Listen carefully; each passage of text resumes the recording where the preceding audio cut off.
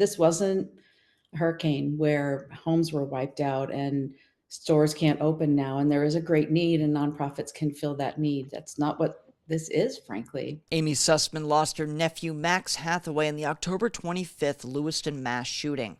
She, along with an out-of-state nonprofit called the Uvalde Foundation for Kids, are questioning how funds raised by the Maine Community Foundation in response to the shooting were dispersed.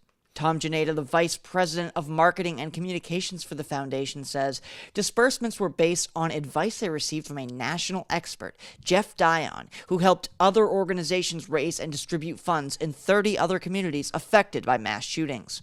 According to the foundation, donors were given two options when they went to make a donation: to donate directly to the victims or families, or to donate to help with the greater community recovery through nonprofits. ABC7 and Fox 22 News verified their assertion through snapshots taken of the fund's website in early November 2023. And almost everybody gave directly to the families, Victims and Families Fund, but some people also chose to donate to this broad recovery fund.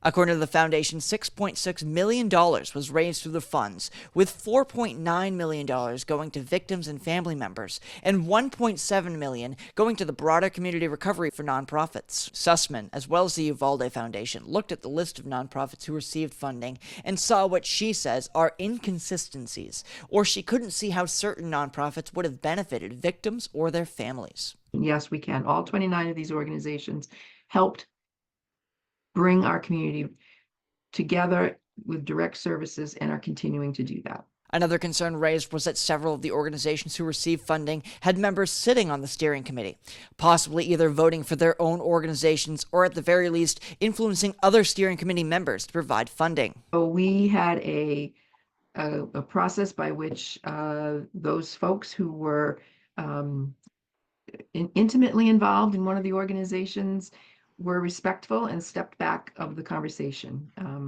There was no advocacy for one's organization.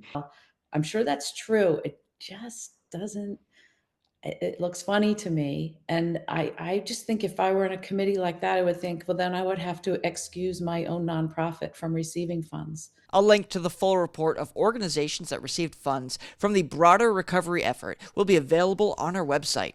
In Augusta, I'm Corey Bouchard for ABC7 and Fox 22 News.